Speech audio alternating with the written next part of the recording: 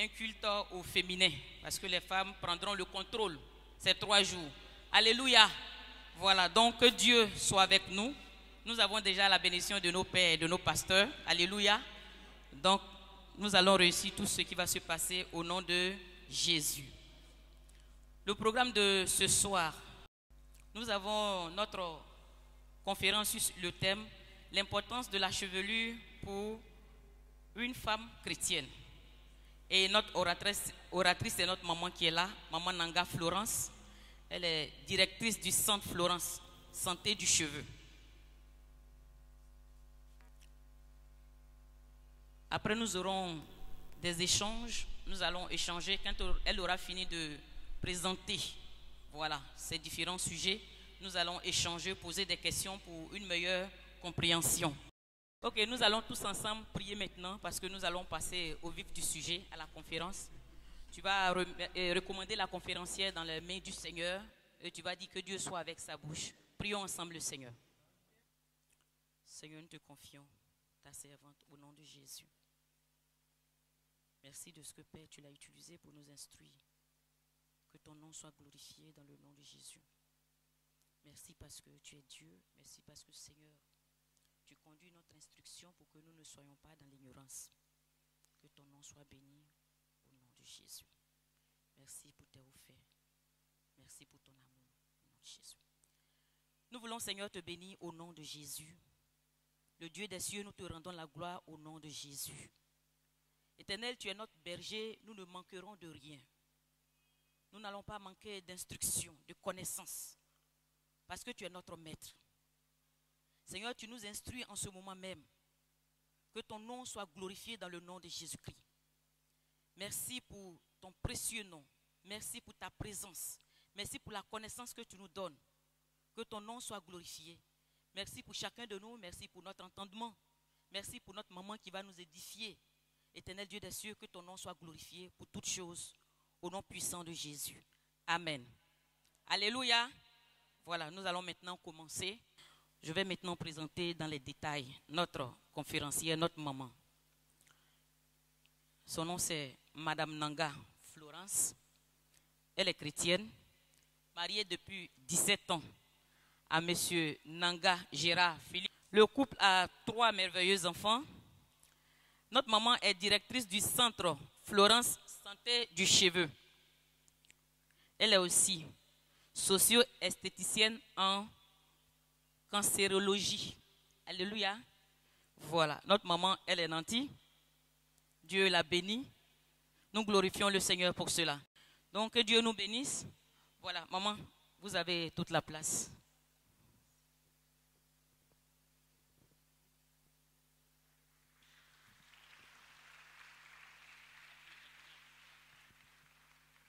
Alléluia. Je vous salue dans le nom du Seigneur.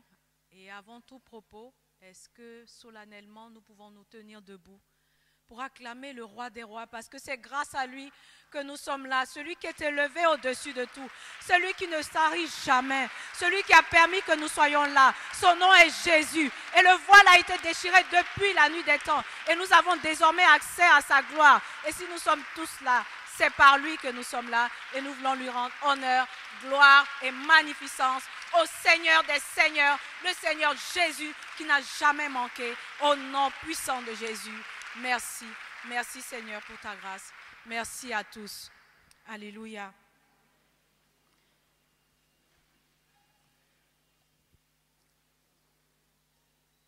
Je bénis son nom, le Seigneur Jésus, et je veux vous dire merci de nous avoir permis d'être ici. C'est un honneur et je ne veux pas commencer sans dire merci à votre pasteur principal, le pasteur Kwame Diato. S'il est là, je lui dis merci et bonsoir. Sans oublier son épouse, maman Kwame Anastasie. Merci. Aussi le pasteur adjoint, pasteur Domoro Pascal et son épouse, et tous les membres du conseil, ainsi que toutes ces superbes femmes qui ont organisé ce programme. Que Dieu vous bénisse et merci, c'est un honneur pour nous d'être là. Je vous demande aussi de vous acclamer parce que vous êtes des femmes superbes. Merci. Alors, sans plus tarder, nous allons passer à la présentation et ce pourquoi nous sommes là ce soir. Et le thème que nous allons aborder, donc, c'est l'importance de la chevelure pour la femme chrétienne. Nous allons avoir donc 45 minutes. Avant de commencer et de parler de notre introduction et de l'importance des cheveux, je veux faire un petit témoignage, ce pourquoi aujourd'hui je me retrouve dans ce domaine. Tout à l'heure, maman m'a présenté. J'ai fait plus de 16 ans dans l'industrie pharmaceutique et les cheveux ont toujours été une passion pour moi. Et j'ai senti arriver un moment que c'était l'heure que le Seigneur m'avait demandé pour justement faire la promotion du cheveu naturel, du cheveu que le Seigneur nous a donné parce que ça commençait à devenir une denrée rare. Donc, c'est pour cela que j'ai tout laissé tomber et je suis rentrée dans les cheveux.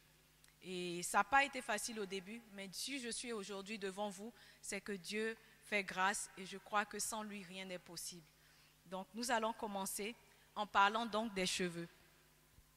Alors, les cheveux ont toujours été considérés comme une parure pour la femme. D'accord?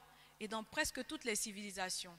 C'est aussi un élément de séduction, mais c'est surtout, selon les époques, pour certains, il faut cacher les cheveux, pour d'autres, il faut les mettre en valeur.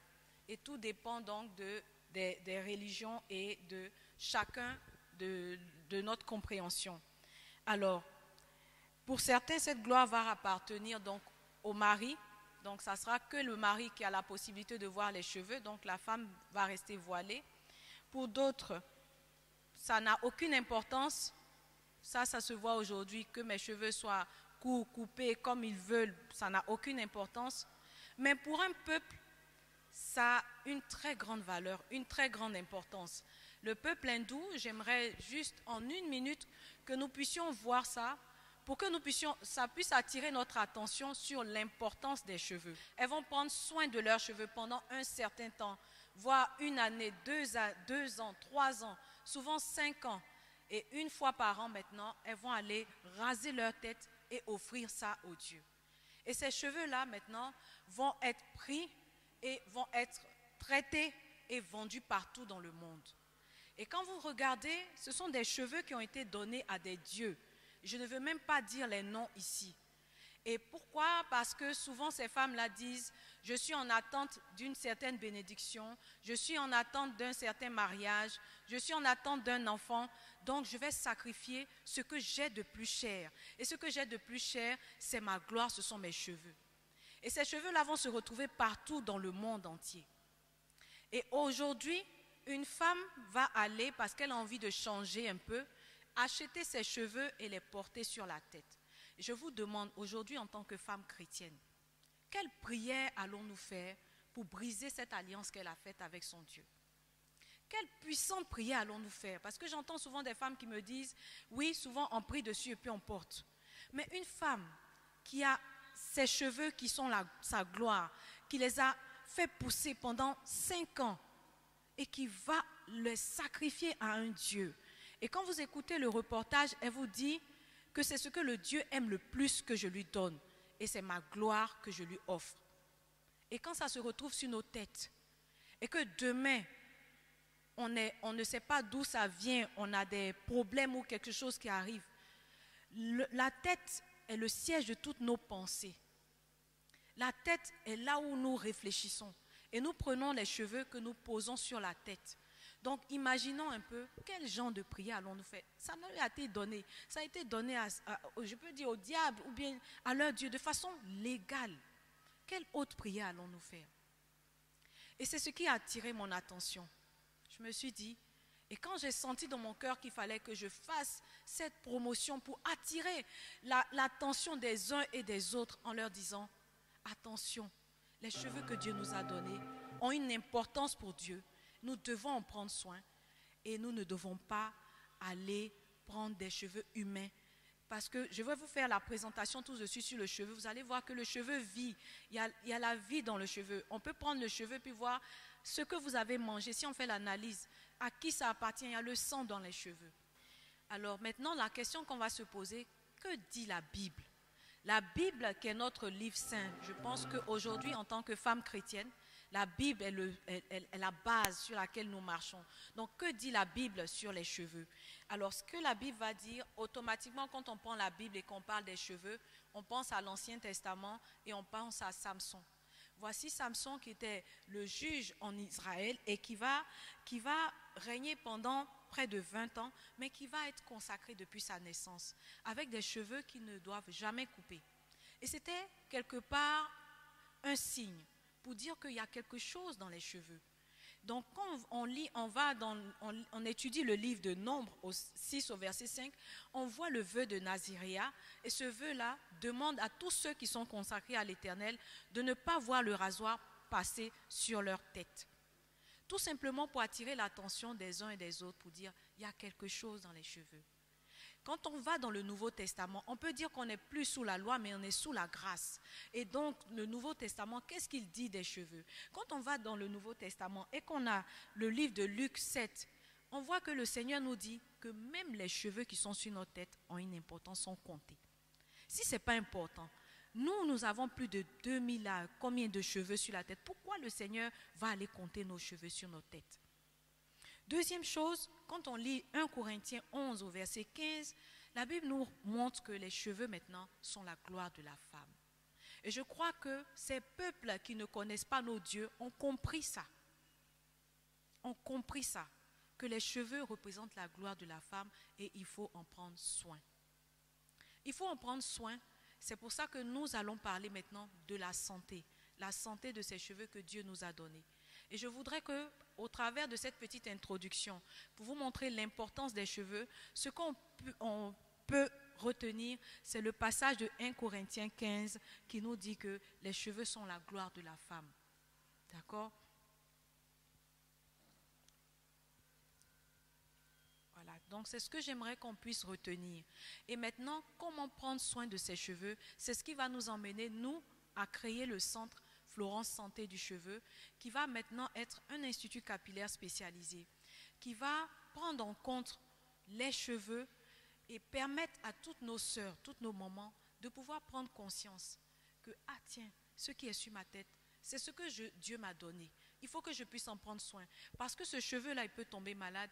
Et même il y a un passage dans le livre d'Ésaïe dont je ne voulais pas trop parler, où la Bible dit que parce que les filles de Sion ont été orgueilleuses, parce qu'elles ont eu le cou raide, le Seigneur va permettre que la calvitie soit au milieu de leur tête. Du coup, quand on lit bien la Bible, on voit que même quand on n'a plus de cheveux, c'est comme si c'était un déshonneur pour la femme. D'accord? Donc, c'est pour cela que ce centre-là est venu pour prendre en compte toutes les anomalies capillaires à partir du diagnostic capillaire. C'est une échographie qu'on va mettre sur la tête pour voir un peu quelles sont les anomalies qui sont sur la tête et ensuite mettre un traitement pour pouvoir réparer ces anomalies, mais aussi pouvoir entretenir les cheveux et montrer que nos cheveux sont importants. On peut faire des petites tresses, des choses comme ça, mais ça doit rester nos cheveux. Donc, on peut y aller. Alors, donc, c'est ce que je vous expliquais tout à l'heure. Donc, c'est à partir de cet appareil qu'on va regarder au niveau des cheveux. On va regarder le cuir chevelu, on va regarder les cheveux même pour voir qu'est-ce qu'il y a comme anomalie. Et puis, pouvoir les entretenir. Alors, on a fini. Oui, on peut avancer. On peut avancer encore. Alors, la trichologie. Je ne sais pas si vous avez déjà entendu parler. Tout à l'heure, elle a fait la présentation et je suis ce qu'on appelle un trichologue ou si vous voulez un trichologiste. Le trichologiste, c'est un expert en santé capillaire. Tout comme le médecin fait les études pour sortir médecin, vous faites les études aussi sur la science du cheveu pour être trichologue ou trichologiste. Et donc, cet expert en santé capillaire-là qui est habilité maintenant à regarder qu'est-ce qu'il y a comme maladie sur la tête, sur les cheveux et pouvoir trouver un traitement qui convient. Voilà. Donc, on peut avancer. Alors, on ne peut pas parler de santé du cheveu sans parler du cheveu. Et là, je vais aller un peu rapidement parce que tout le monde sait que le cheveu, c'est ce qui se retrouve sur notre tête. Il va être implanté au fond par la racine et c'est là-bas que tout va se passer. Pour qu'un cheveu puisse sortir sur la tête, il faut que plusieurs cellules se divisent. Plus elles se divisent, plus le cheveu sort sur la tête. Et donc, il y aura 3 parties. On va parler donc de la racine, de la tige, une fois qu'il est sorti, le cheveu. Et puis, après la tige, on peut avancer.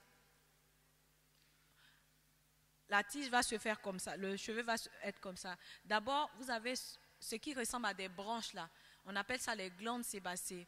C'est ce qui va produire ce qu'on appelle le sébum. C'est-à-dire, souvent d'autres disent, je transpire de la tête. Donc, c'est ce qui va faire qu'il y a l'huile sur notre cuir chevelu. C'est censé protéger notre cuir chevelu de tout ce qui est agression externe. Ensuite, c'est censé hydrater le cheveu parce que le cheveu afro là, il est en ressort et puis il est vrilé. Donc, il a tendance au bout à devenir sec et puis en bas à être gras. D'accord? Donc, c'est la partie la plus importante. Au niveau, donc, le bulbe, c'est là que toutes les cellules vont se diviser. Et si vous voyez bien, le cheveu est alimenté par le sang. Grâce au sang, tout ce qu'on mange qui permet aux cheveux de pousser. Donc, c'est aussi un élément vivant sur notre tête. D'accord? On peut avancer. Alors, tout à l'heure, j'ai parlé de vivant sur notre tête. Il a un cycle de vie. Est-ce que vous savez que quand un cheveu pousse pour une femme, il doit mettre 6 ans avant de tomber? Avant qu'il tombe là, c'est 6 ans. C'est ce que Dieu a fait. Dieu a permis que chez les hommes, c'est 4 ans. Donc, la première étape, il va naître. Et ça va durer entre 2 à 6 ans. La deuxième étape, quand il est arrivé à sa phase de maturité, il commence à se détacher.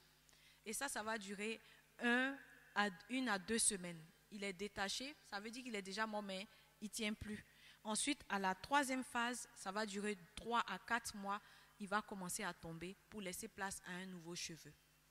Donc, c'est comme ça que ce cycle de vie-là doit être fait. Mais nous, quand on va se tresser, quand on va manipuler les cheveux, on va tirer dessus, on va précipiter la chute du cheveu. Et c'est là que toutes les anomalies vont commencer. Parce que chaque cheveu, Dieu a permis que chaque cheveu qui pousse sur notre tête a son cycle de vie différent. Ça veut dire que pendant que d'autres sont en train de mourir, d'autres sont en train de vivre, d'autres sont en train de pousser. Donc chaque cheveu sur la tête a son cycle de vie différent. On peut avancer? On peut avancer? Voilà. Et il existe différents types de cheveux. Il y a jusqu'à 8 différents types de cheveux qui existent dans le monde. Donc il y a du plus raide, c'est-à-dire ce qu'on appelle le cheveu asiatique, le cheveu des Chinois, des Japonais et autres. Ce sont des cheveux qui sont bien raides, jusqu'à ce qu'on arrive sur le cheveu caucasien, ça c'est les blancs, on appelle ça le cheveu caucasien. Et on va maintenant au niveau donc des maghrébins, des métissés, ça c'est les cheveux qui sont bouclés. Et puis maintenant on va aller au niveau des Africains. L'Africain, on va voir des cheveux qu'on dit frisés. Et ça, j'aimerais bien que vous sachiez qu'on ne dit pas « je vais me friser ». Défriser, ça veut dire on va détendre le cheveu. Donc, les cheveux frisés, c'est les cheveux qui sont bouclés. Cheveux nappy, afro. D'accord? Donc, quel que soit le type de cheveux là, Dieu a permis que, quels que soient les types de cheveux qu'on a, les 5 éléments qui regroupent le cheveu existent partout. C'est-à-dire carbone, azote, oxygène, soufre. C'est ça que le cheveu, Dieu a fait, nos cheveux là, c'est constitué de oxygène, carbone, azote et soufre. Si tu n'as pas peur de Dieu, c'est l'excellent dans la science quoi. 5 éléments qui recouvrent le cheveu. On peut avancer.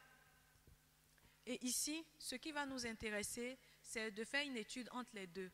Ça veut dire que nos cheveux sont différents des cheveux caucasiens dans leur entretien, même s'ils ont tous la même composition chimique. D'accord? Et je fais une petite différence pour que vous puissiez voir. Ça veut dire que si je veux entretenir mes cheveux, je ne vais pas aller prendre un produit qui est adapté à un cheveu des blancs pour mettre sur mes cheveux parce que ce n'est pas pareil. Alors, la différence entre nos cheveux africains et le cheveu caucasien, c'est que d'abord, quand on regarde en matière de pousse, En un mois, nous, on n'atteint même pas 1 centimètre. Les Asiatiques, c'est eux qui ont les cheveux qui poussent le plus vite. Souvent même, ça peut atteindre 2 centimètres. Les Blancs, eux, ils vont se tourner en 1,2 cm par là. Mais nous, on pousse moins. Donc, ça veut dire que nous, on doit avoir plus, prendre soin de nos cheveux. Ensuite, oui. Il faut avancer, s'il te plaît. Voilà. Ok, la particularité donc du cheveu africain, c'est qu'il demande beaucoup plus d'entretien, beaucoup plus d'hydratation. Comme je vous l'ai dit au début, le bas se mouille et les pointes sont sèches. Donc, on a besoin de les hydrater, de savoir comment les manipuler pour que ce soit joli, pour ne pas que demain, on se retrouve accroché aux perruques. Parce que le danger de ça, c'est quoi? C'est qu'il y a des maladies du cuir chevelu. Quand ça va commencer à bouffer devant, après, vous êtes condamné. Je rencontre souvent en consultation des femmes qui arrivent. Au début, quand on est jeune, elles sont jeunes, c'est chic. La dame a porté sa perruque, ça arrive là, elle est tranquille, ça va. Mais à partir de 50 ans, 60 ans, quand elles viennent me voir, elle me dit, docteur, je suis fatiguée de la perruque, j'ai chaud dedans, je ne peux plus. Mais où les cheveux sont arrivés, c'est arrivé au milieu ici. Tout ici, il est parti. Bon, on peut faire quoi maintenant? C'est pour ça que toute occasion de sensibiliser, de dire attention, les cheveux, c'est comme les ovules de la femme. Il y a un moment de ménopause. Est-ce que vous savez ça? Les cheveux qui poussent, je vous ai dit que ça met 6 ans. Mais pour sortir de la tête, Dieu a fait que dans la vie d'un être humain qui va vivre jusqu'à 90 ans, ça se fait 20 à 25 fois. Donc ça veut dire que depuis que tu es petite, tu as commencé à te tresser, on a tiré, on a enlevé, on a tiré. On ne sait pas à l'âge où vous êtes, combien de temps il vous reste de renouvellement du cheveu. Donc quand vous partez mettre la perruque, chaque fois que vous l'enlevez, ça arrache les petits de devant là. Il va arriver un moment où ça ne va plus pousser. On va vous donner les meilleurs produits qui sont là, mais ça ne va pas pousser. Donc au moment où vous avez encore les cheveux, prenons soin de ça. D'autres ont compris, elles vont jusqu'à offrir ça à leur Dieu. Pourquoi nous ne prenons pas soin de ce que Dieu nous a donné? On peut avancer. Alors, les anomalies du cheveu, donc il y a les anomalies au niveau donc, des pointes là, ça fait comme un cure-dent au bout. Pour les cheveux afro, la plupart du temps, c'est les nœuds qui sont là. Bon, je ne vais pas dire les noms là sont trop gros, trichoptilose, tout ça c'est grand, mais sachez que les cheveux africains font des nœuds. Il y a une manière de faire pour ne pas que ça fasse des nœuds, parce que quand ça fait le nœud, on ne peut pas défaire, ça se casse. Même si le cheveu a 10 cm, que le nœud s'est fait au milieu, tout le reste va tomber. D'accord? On peut avancer. Alors, au niveau de la couleur, on a ce qu'on appelle l'albinisme. Ça, c'est un déficit de mélanine. Pour que le cheveu ait une couleur, il faut qu'il y ait une hormone qu'on appelle la mélanine. Donc, quand ça manque, le cheveu du cou devient blond. Voilà. Et quand on arrive à un certain âge, on parle des cheveux blancs. Donc, c'est ce qu'on appelle la canicie et les cheveux sont blancs. Ou alors, ça peut être la cause d'une prise de médicaments qui va entraîner les cheveux blancs. Ou ça peut être un gros choc émotionnel. Vous savez, la plupart du temps, quand on va voir les anomalies du cuir chevelu, la plupart des femmes qui arrivent, qui ont eu les cheveux qui se sont arrachés, c'est parce qu'elles ont passé des moments difficiles. La Bible dit, venez à moi, vous tous qui êtes fatigués et chargés, je vous donnerai du repos. Quand ça ne va pas, déchargez-vous sur le Seigneur. Parce que non seulement, ça risque de vous arracher les cheveux risquent de devenir blancs, mais quand, tout à l'heure elle a dit, je suis socio-esthéticienne en cancérologie, je m'occupe des femmes qui vivent avec le cancer et dont les cheveux tombent. C'est les soucis, Vraiment, on n'a qu'à apprendre à nous décharger sur Christ. Parce qu'en répercussion, il y a tous ces cas-là qui sont devant nous. On peut avancer. Les anomalies du cuir chevelu, donc, il y a ce qu'on appelle l'hyperséborrhée ou bien les pellicules. Ça, j'aimerais attirer l'attention de chacune d'entre nous. Quand on regarde ses cheveux, on doit savoir combien de shampoings, combien de lavage du cuir chevelu il faut avoir dans le mois. Je rencontre des femmes qui font 1 mois, 3 mois, 4 mois sans laver la tête. Oui, je vous assure. D'après, ça me fait penser à une de mes patientes qui m'a dit, c'est pour seulement qui reste sur ma tête. Tellement, bon, on a rigolé, mais il faut se laver la tête régulièrement. Les cheveux des blancs, cheveux caucasiens, on n'a pas le même cuir chevelu. Ils sont obligés de faire 2 à 3 shampoings par semaine. Nous, on peut aller à une fois, voire tous les 15 jours ou toutes les 3 semaines, pas au-delà. Un mois là, c'est pas bon. Ne faites pas les tresses, gardez un mois, c'est pas bon. Donc ça, ce sont des anomalies au niveau du cuir chevelu. Et il y a souvent certains produits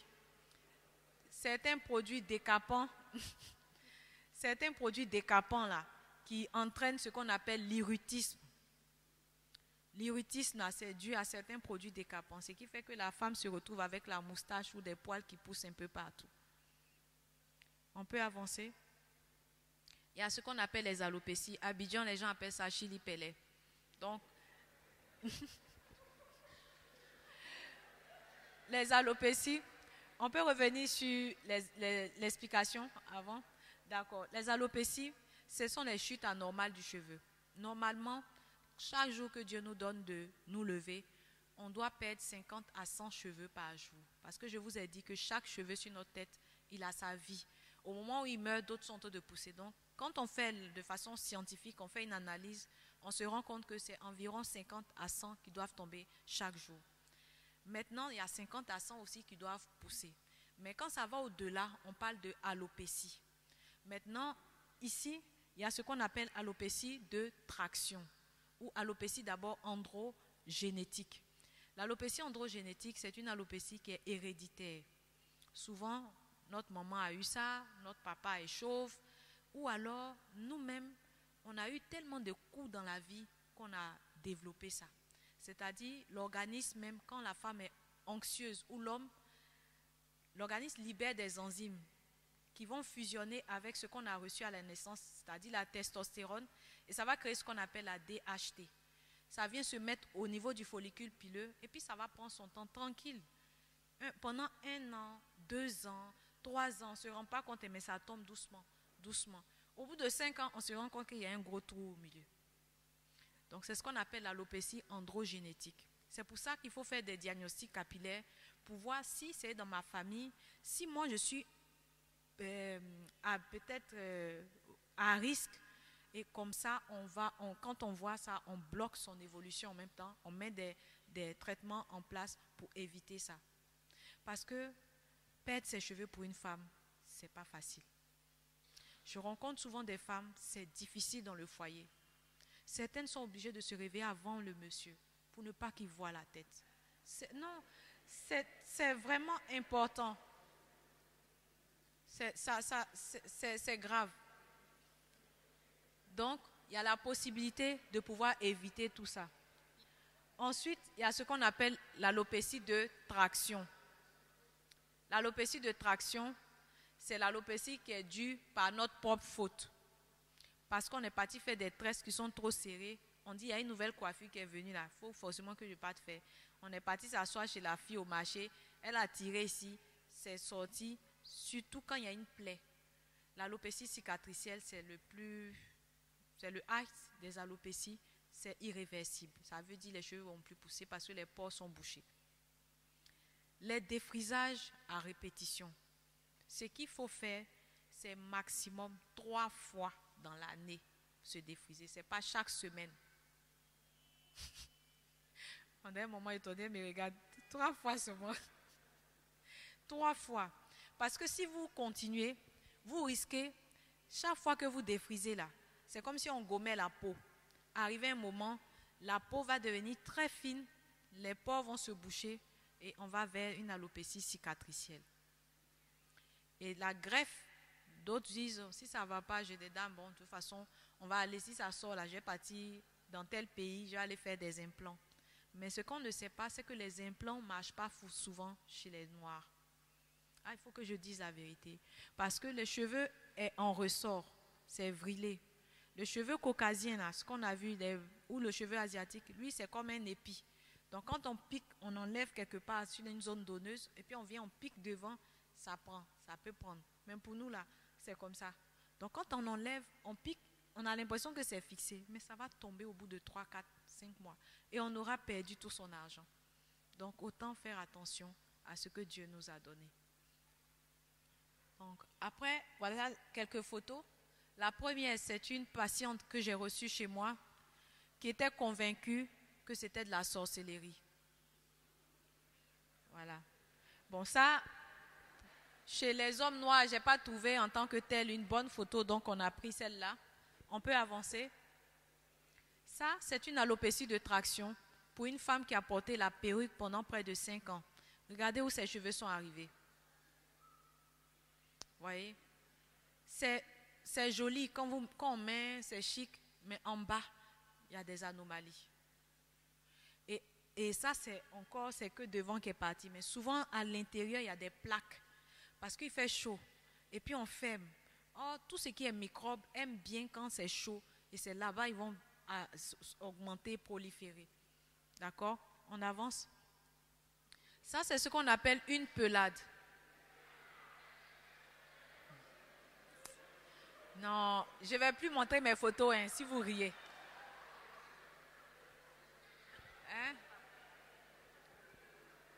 Vous voyez, vous, ça vous fait rire. Moi, ça me tient à cœur. Et une femme que je reçois comme ça, je prie avec elle parce qu'elle n'est plus heureuse. Il y a quelque chose qui est parti. Et ça s'appelle une pelade. Ça s'appelle une pelade. C'est une maladie qui peut survenir à tout le monde. Du jour au lendemain, elle a un choc émotionnel. Tout se chamboule dans son organisme et les cheveux tombent. On vous a appris une mauvaise nouvelle. Paf, tout se chamboule et les cheveux tombent. Ce qui se passe, c'est que les globules blancs qui sont censés lutter pour protéger notre corps vont trouver que les follicules pileux sont agressifs pour l'organisme. Ils vont aller les attaquer et ça va entraîner la chute des cheveux. Ça, on peut parler de pelade diffuse. Ça dit qu'il y a des parties. Mais il y a ce qu'on appelle universalis. Là, c'est tout ce qui a comme poil sur le corps qui disparaît. Quand je dis sur le corps, vous comprenez, sous cils, tout disparaît. Et scientifiquement, on n'a pas encore l'explication parce que il faut traiter par voie orale, il faut traiter aussi, mais il faut surtout que la personne soit bien psychologiquement. Donc, ce n'est pas facile. Alors, il y a aussi une alopécie qui est due à la chimiothérapie. Donc, les médicaments qu'on va donner pour traiter le cancer, parce que le cancer, ce sont des cellules qui vont se diviser de façon anormale. Et comme les cheveux se divisent pour pousser, les cellules du cheveu se divisent pour pousser, on va administrer des médicaments qui vont bloquer tout ce qui se divise. Donc ça va bloquer pour les cheveux. Et pendant le traitement, la femme va se retrouver avec tout ce qui est poil qui va disparaître. Vous ne pouvez pas vous imaginer une femme que tu reçois qui te dit « Ah, tellement j'aimais mes cheveux. J'étais une femme qui vivait. Mes cheveux, c'était tout. Voici une sale maladie, je ne sais pas où c'est quitté. Mais regardez-moi aujourd'hui, regarde comment je suis. » Vous ne pouvez pas imaginer. Moi, quand je vois ça, je me mets à genoux, je dis « Seigneur, ce n'est pas possible. Ce n'est pas possible. » Et Dieu merci, au fur et à mesure, petit à petit, quand elle prend confiance en elle et quand on réussit à faire pousser les cheveux petit à petit, elle reprend confiance en elle et elle a envie de continuer le traitement. Parce qu'il y a certaines qui refusent. Quand on te dit qu'il faut prendre ce médicament-là pour guérir et que tu imagines quand tu es dans ton foyer, ton mari même, souvent il y a des maris même qui ont peur de toucher la femme parce que tout est tombé sur elle. Et quand ça commence à reprendre, qu'elle reprend confiance en elle, vous ne pouvez pas vous imaginer la paix et le bonheur qu'elle reçoit. On continue?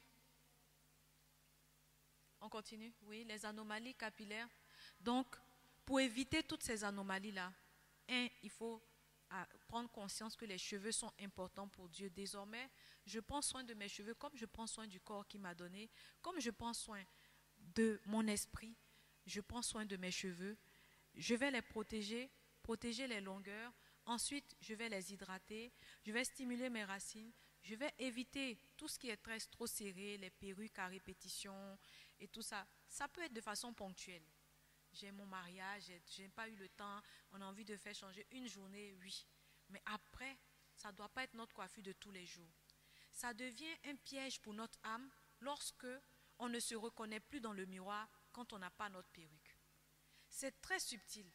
La première fois on a porté, c'est joli, tout le monde apprécie.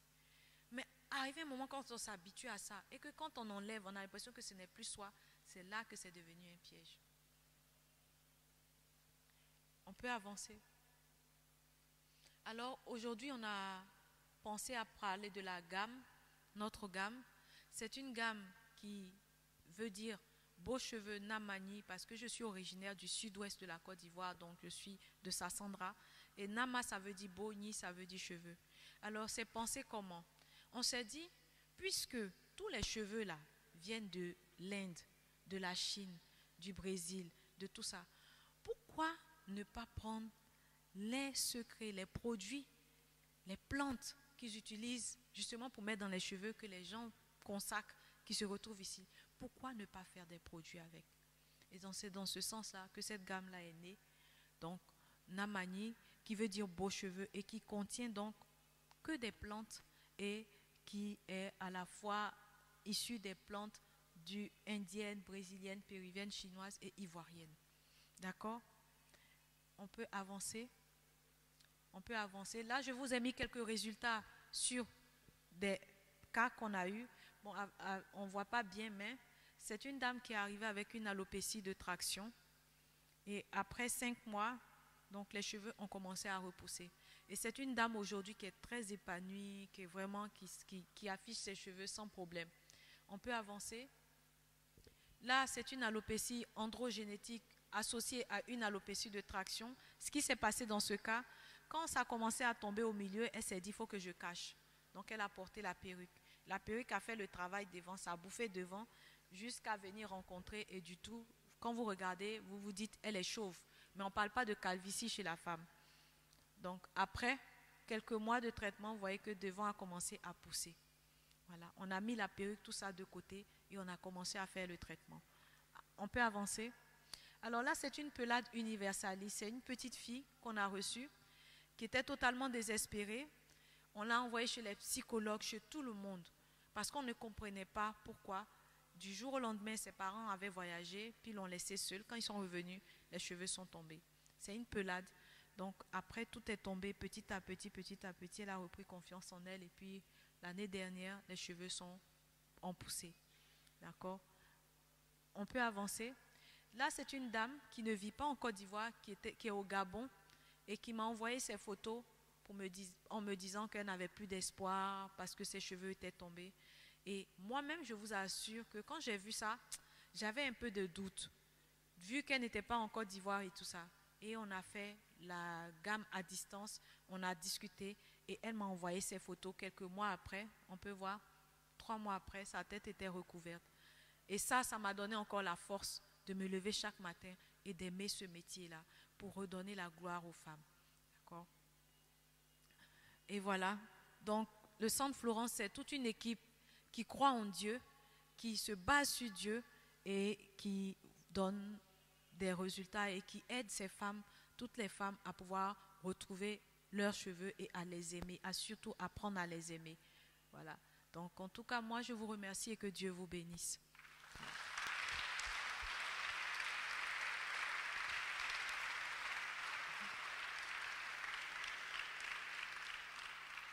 Alléluia. Nous remercions vraiment le Seigneur pour vraiment l'exposé de notre maman.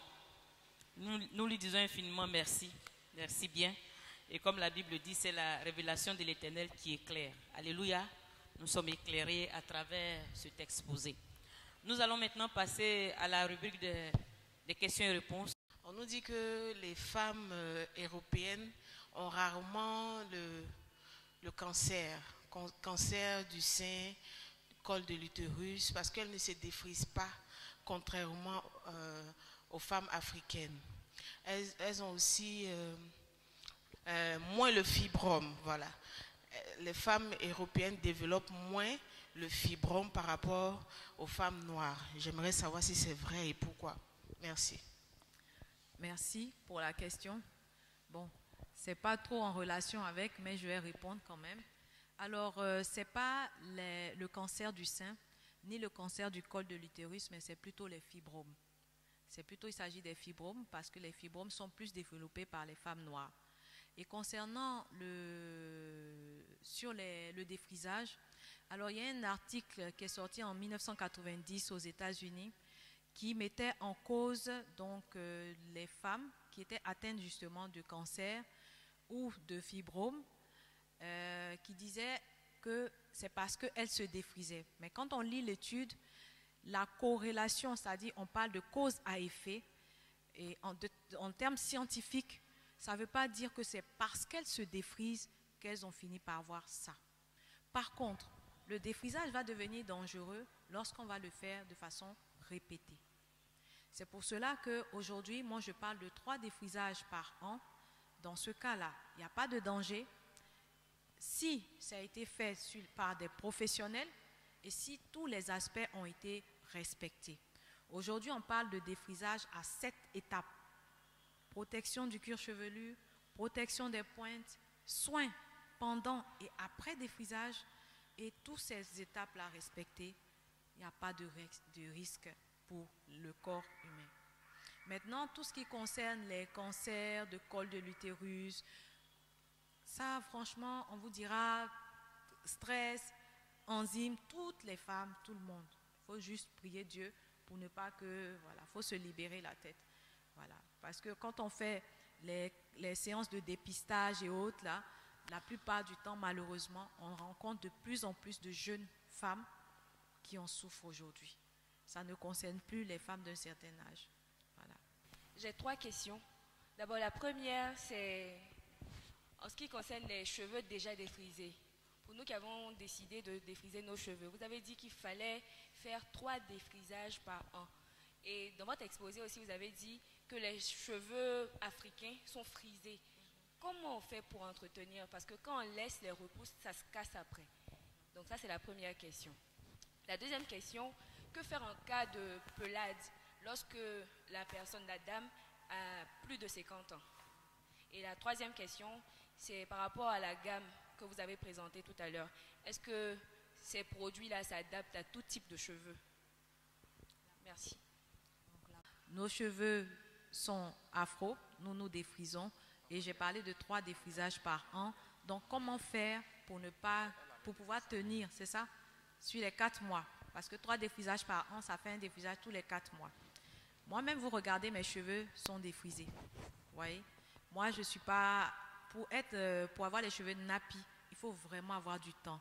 Démêler en douceur, hydrater, faire des tresses. Mais quand on est beaucoup actif, on n'a pas le temps, on peut 3 fois ou 2 fois dans l'année par an. Alors, qu'est-ce qu'il faut faire entre les défrisages? Le cheveu africain pousse d'environ 1 cm par mois. Donc, quand on se défrise, le premier mois, les cheveux, il n'y a pas de repousse, ça va, les repousses sont gérables. À partir du 2e mois, on a environ 2 cm de repousse, ça commence à devenir un peu dur. Là, il faut faire un soin. Il faut faire un soin qui va ramollir donc la racine et puis qui va permettre aux cheveux de continuer à être fixés. Et le cheveu est composé à 90% de kératine et donc 10% environ de mélanine. Donc on va favoriser des soins à la kératine pour renforcer son élasticité. Parce que quand un cheveu tombe comme ça, vous tirez, c'est élastique. Quand on défrise, on casse les ponts, donc il est moins élastique, il a tendance à casser. Donc si on fait des soins à base de kératine, on maintient notre élasticité, donc on peut tenir les 3 mois ou les 4 mois. Au bout de 3 mois, on peut faire des coiffures protectrices, donc des petites tresses, laisser reposer notre cheveu. Ensuite, maintenant, quand le temps va arriver, on va faire un soin, on va défriser, on va respecter les 7 étapes et puis nos cheveux continuent de pousser même s'ils sont défrisés. Pour le cheveu qui est naturel, on va d'abord connaître son cheveu parce qu'il y a différents types. Il y a les micro-boucles, j'appelle ça comme des les cheveux on dirait du couscous là. Il y a ce que les gens appellent le cheveu épais, les gros grains, ou bien avec de grosses boucles, et puis à ce que moi j'appelle aussi abojama. C'est-à-dire c'est les cheveux quand l'eau touche, ça devient petit, ça devient court en même temps. Donc ces cheveux-là, il faut pouvoir savoir comment les démêler, faire des soins dessus qui vont hydrater les cheveux et puis savoir moins manipuler les cheveux, porter des coiffures maximum 1 à 2 semaines, ensuite faire des soins sur le cuir chevelu. Bref, il y a ce qu'on appelle la routine capillaire en fonction de son type de cheveux qu'on vous donne et qu'on vous apprend à faire. Maintenant, vous avez posé la question sur la gamme. Alors la gamme, c'est une gamme traitante parce que dans ce qui est produits cosmétiques, il y a ce qu'on appelle les produits cosmétiques. Eux, ils vont vous permettre aux cheveux de bouger au vent, d'être brillants. Il y a ceux qui vont être des cheveux, des produits ordinaires, c'est-à-dire si c'est pour laver, ça lave et puis c'est tout. Maintenant, il y a ce qu'on a appelé des produits traitants. Alors cette gamme-là, ce sont des produits traitants et qui vont en même temps être un peu cosmétiques pour certains produits. Donc, oui, ça va s'adapter à tout type de cheveux en fonction de l'anomalie ou du besoin du cheveu. C'est comme ça qu'on va orienter tel ou tel produit. Voilà. J'espère que j'ai répondu à la question. Ok. Ah oui, la pelade. Oui, la pelade. Alors, la pelade, pour quelqu'un qui a plus de 50 ans, il faudra d'abord faire un diagnostic capillaire. On va regarder ce qu'on appelle l'état des follicules pileux, c'est-à-dire, tout à l'heure, on a vu la coupe là, le trou où les cheveux sortent là. On va regarder l'état. S'ils ne se sont pas trop atrophiés, c'est-à-dire, comment je vais expliquer ça simplement, le trou, il a un certain diamètre, vous voyez. On peut dire par exemple, il fait 10 cm comme ça, je dis quelque chose comme ça. Plus les cheveux ne poussent pas, plus il ne travaille pas, il rapetit. Il va avoir 5, 4, 3. Plus il est petit, plus le cheveu qu'il va donner n'est plus de bonne qualité. Donc on va avoir des cheveux qui vont pousser, mais ça sera comme des poils. Donc tout dépend de l'état du follicule. Et ensuite, on peut mettre un traitement sur place pour voir les cheveux pousser. Voilà, tout dépend du diagnostic qu'on peut faire. Oui, c'était les 3 questions. Ok, merci bien. Nous passons à la question de notre maman Yaye. Bonsoir. Moi, je voudrais savoir, est-ce que nous avons de bonnes habitudes, par exemple, quand nous allons au salon de coiffure, que souvent on demande à ce que quand on lave nos cheveux, de bien gratter le côté, de bien gratter. Et puis, on a des habitudes par rapport à nos coiffeuses. On ne sait pas si ce sont de bonnes habitudes. Et puis, la deuxième question, c'est de savoir, est-ce qu'il y a une possibilité? Nous, on a eu la chance de vous avoir aujourd'hui. On a des coiffeuses au sein de notre église. Est-ce qu'il y a une possibilité d'aller se faire former à votre niveau pour avoir les habitudes qu'il faut? D'accord. Alors, c'est une très bonne question. Il faut surtout pas utiliser les ongles pour laver la tête. Voilà. Surtout, il faut éviter ça. Parce que je sais que quand vous allez là, vous êtes couché, il faut dire, ma fille, il faut bien gratter ici, là. Il faut gratter même. Ça, il faut éviter. Il faut éviter parce que ce qui va se passer, c'est que si les instruments qu'on utilise sur votre tête ne sont pas stérilisés, si vous n'avez pas une bonne routine capillaire, c'est-à-dire une bonne hygiène du cuir chevelu, parce que la tête, c'est le seul endroit qu'on ne lave pas tous les jours. Donc, quand on va gratter, si vous avez fait une petite plaie, que les germes sont rentrés, c'est après des plaques qui vont proliférer, vous allez traîner pendant longtemps. Si après avoir gratté, vous avez fait des plaies, ensuite elle est venue au poste de coiffure, elle prend un peigne qu'elle a utilisé chez quelqu'un avec d'autres mycoses, elle commence à faire les trucs. Après, vous vous rendez compte que il y a des choses qui apparaissent sur la tête, vous ne comprenez pas d'où ça vient. Donc, il y a ce qu'on appelle le gommage du cuir chevelu. C'est un lait qu'on va appliquer sur le cuir chevelu avec la paume des doigts, on va faire passer, et qui a la possibilité de détoxifier notre cuir chevelu. Aller en profondeur, débarrasser tout ce qu'il y a comme excès de sébum. Tout à l'heure, je vous ai parlé de l'huile qui est sur la tête, et puis maintenant permettre au cuir chevelu de respirer. Donc, il ne faut surtout pas utiliser les ongles. Alors, cette année, on a eu un objectif concernant justement la formation. Le premier objectif pour nous, ça avait été de faire un deuxième centre. On l'a fait. Maintenant, on va penser à la formation parce que c'est quelque chose qui est beaucoup demandé. Et nous, vraiment, pour éviter qu'il y ait beaucoup de dégâts, on est ouvert à la formation. La preuve, ce soir, dès qu'on m'a sollicité, je n'ai pas hésité à venir. Donc, nous sommes ouverts à la formation. Il faut simplement que les coiffeurs et coiffeuses le veuillent bien. Parce que je pense à une mauvaise expérience. Il y a quelques années, quand j'étais encore directrice chez L'Oréal, on avait essayé de former et de les rendre professionnels. On faisait venir des coiffeurs de France et tout ça. On se retrouvait avec des salles vides. Celui-là nous appelle ce matin pour dire qu'il a mal aux pieds, il a mal à la tête, il a mal ici. Les anglophones ont compris l'importance de la formation. Mais malheureusement, les francophones n'ont pas compris ça.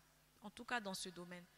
Ce qu'on apprend, c'est vrai, c'est pour nous, mais ça permet d'aider les autres. Donc, nous sommes totalement ouverts à la formation. Voilà. Merci bien. Merci à Madame la conférencière. Vraiment, on a été très instruits. Et je voulais savoir, la gamme de produits que vous proposez, est-ce que ça donne la possibilité pour quelqu'un qui a les cheveux très fins d'avoir des cheveux un peu plus épais? C'est ce que je voulais savoir. D'accord. Alors, il y a la possibilité de travailler sur un cheveu. Il y a une différence entre cheveux fins, cheveux épais et densité. Aucun produit au monde ne peut changer la texture d'un cheveu fin pour dire que désormais il va devenir épais. Par contre, on peut travailler sur ce qu'on appelle la densité. C'est-à-dire, c'est le nombre de cheveux que vous avez sur la tête. Dans un seul follicule, souvent, ça pousse 1, 2, on peut aller jusqu'à 5. J'en ai vu dans les consultations des femmes qui ont jusqu'à 7 à 8, une densité mais incroyable. Donc, si vous avez un cheveu fin, oui, on peut mettre un protocole dessus pour que votre densité augmente et ça vous donne l'impression d'avoir gagné en volume. Comprenez? Voilà, donc il y a la possibilité de passer du fin à des cheveux denses, donc qui auront un aspect volume. Donc on peut mettre un produit qui va donner un peu de volume, ça gonfle un peu, mais ce n'est pas permanent. Voilà, c'est juste ponctuel. Mais pour que ça donne l'impression d'avoir beaucoup, il faut qu'il y ait plus de cheveux dans les follicules. Et ça, c'est un traitement qu'on met sur pied pour y arriver. J'aimerais savoir, vous avez parlé de 3 défrisages maximum l'année. À quel âge est-ce que la jeune fille peut commencer à se défriser? Merci. Très bonne question. C'est l'occasion pour moi d'interpeller nos mamans. Je vous en prie, ne défrisez pas les cheveux des petites filles.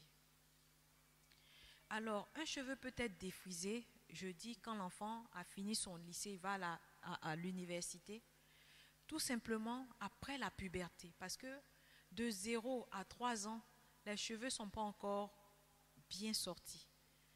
Ils sont en train de pousser, on peut dire que c'est encore les cheveux des bébés.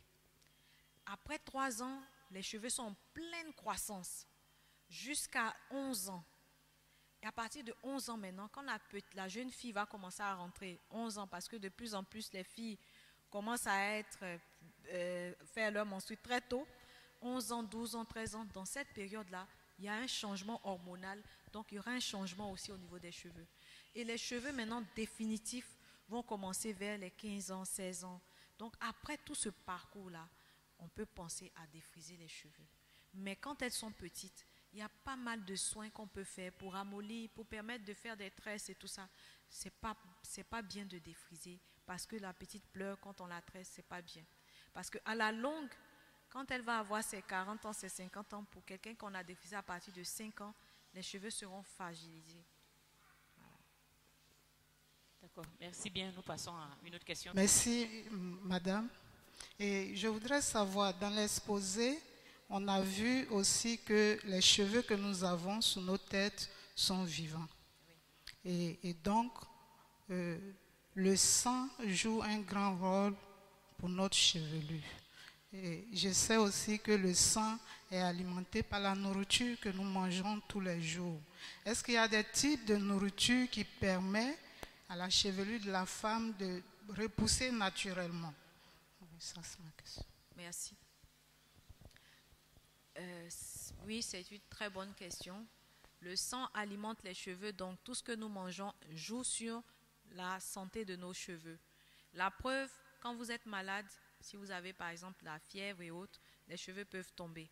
Si vous avez des carences en vitamines, vous voyez les photos des enfants qui souffrent de kwashiorkor, beriberi et autres, ils n'ont presque pas de cheveux, c'est comme des poils.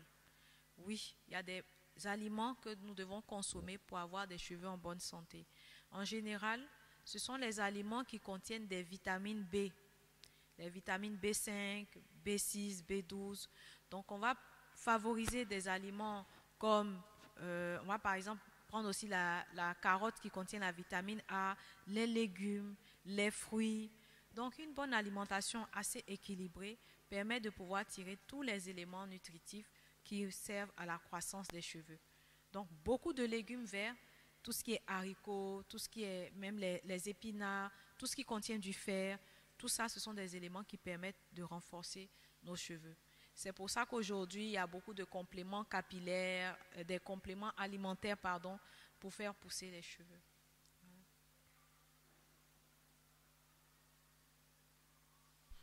Nous allons bientôt achever, donc ce sont les dernières questions. Notre papa. Merci, chère sœur, pour ces conseils très utiles pour les femmes et aussi pour nous les hommes. Quel conseil donneriez-vous à certains papas qui veulent cacher un peu le soleil par leurs mains en noircissant leurs cheveux?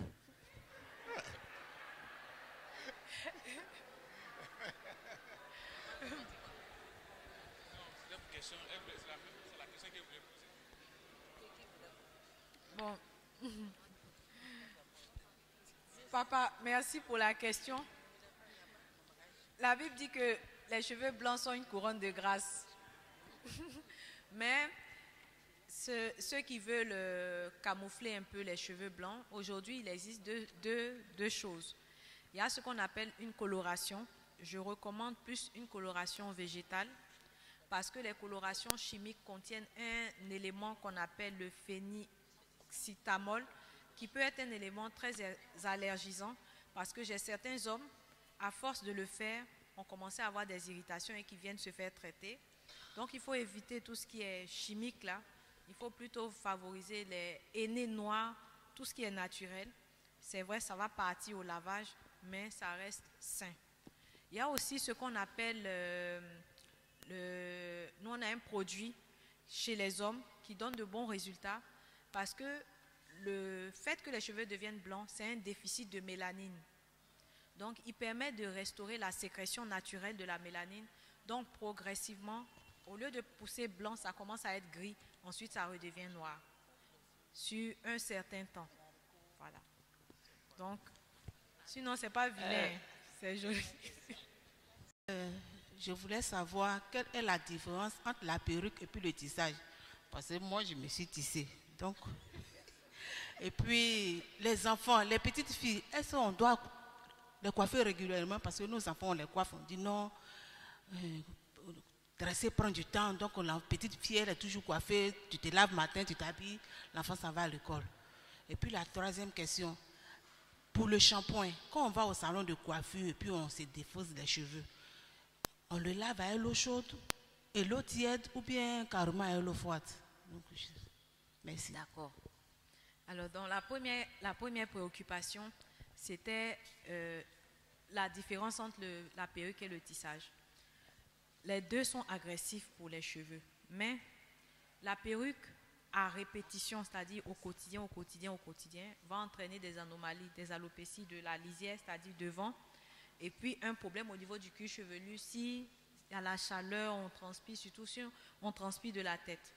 Le tissage, ce qui va se passer, surtout comme vous faites là, tout fermé là, on fait en pyramide, ça va bien bouffer devant là.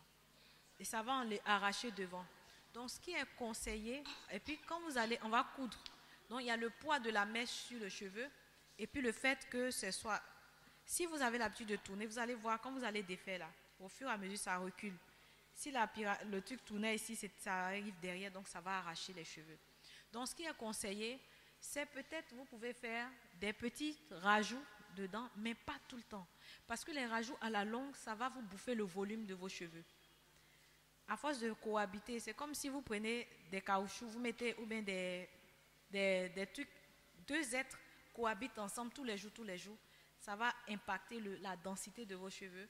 Vous allez voir que vous allez perdre en densité. Donc, de temps en temps, mais tous les jours, pas vraiment. Ce qu'il faut favoriser, c'est des petites tresses protectrices. J'ai vu une maman qui a une jolie tresse protectrice, des petites, en tout cas, il y a pas mal de petites tresses protectrices que vous pouvez avoir. Concernant les enfants, couper c'est bien, mais on peut aussi tresser les cheveux sans faire trop de traction. Aujourd'hui, il y a pas mal de choses pour ramollir. Il faut avoir la technique. Vous avez parlé du défrisage tout à l'heure. Et une chose très importante, quand j'ai parlé de défrisage professionnel, quand on lave les cheveux, il faut laver avec un neutralisant d'abord. Parce que si ce n'est pas fait, même quand vous avez fini de rincer, sécher, le défrisage continue. Il continue et ça va abîmer les cheveux. Alors, l'eau chaude sur le cheveu, ça va ouvrir les écailles du cheveu. Donc, l'eau tiède, c'est bon parce que c'est stable. L'eau froide, c'est la meilleure chose sur les cheveux parce que ça va respecter la structure du cheveu. Voilà. Bon. Ok, nous passons à la question de notre papa et puis vous serez la dernière personne à poser la question. Le micro à notre papa qui est là.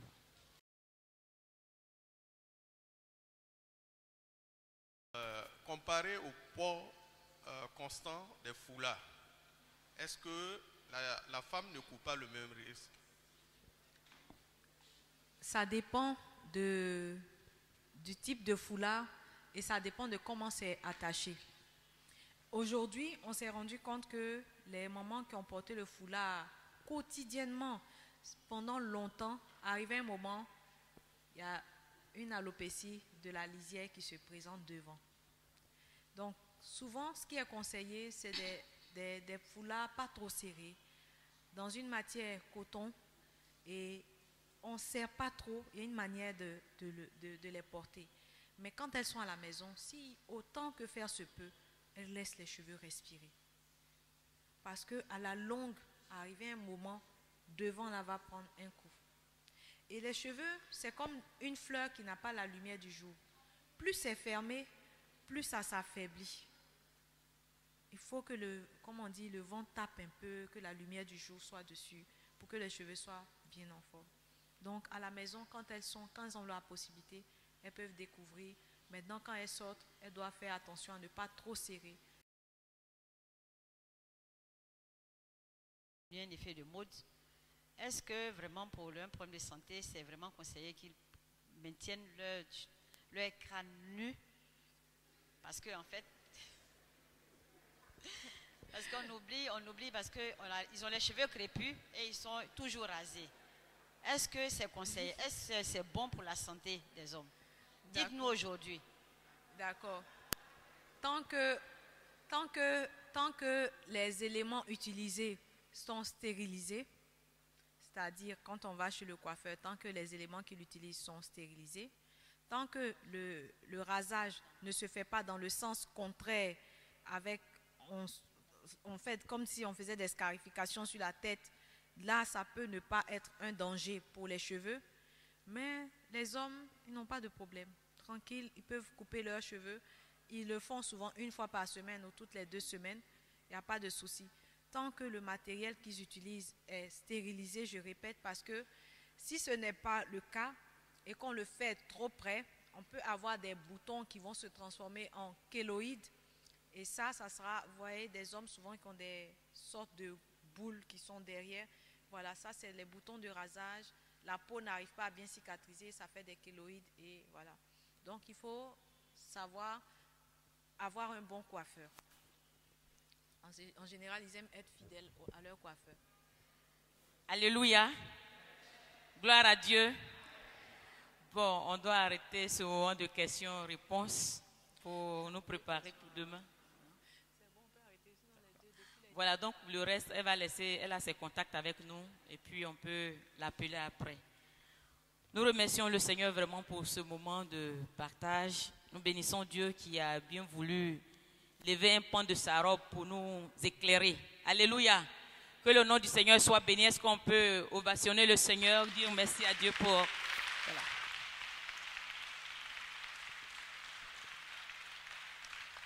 Merci bien, Maman Nanga. Que Dieu vous bénisse, vous, votre famille et vos entreprises.